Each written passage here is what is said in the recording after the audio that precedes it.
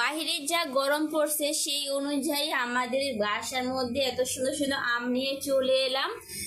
একটা আম যদি রোদের মধ্যে খাওয়া যায় আর কথাই নেই, রোদকে বলবে পালাই পালাই, এত সুন্দর আম, বুঝছো বন্ধুরা।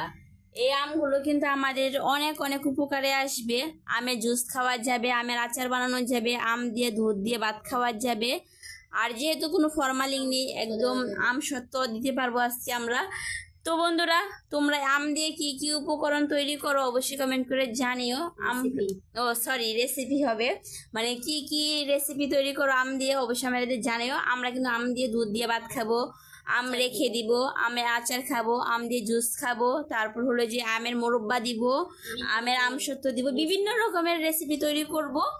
তো তোমরা আর কি করে থাকো আম দিয়ে অবশ্যই কমেন্ট করে জানিও। Tata, by.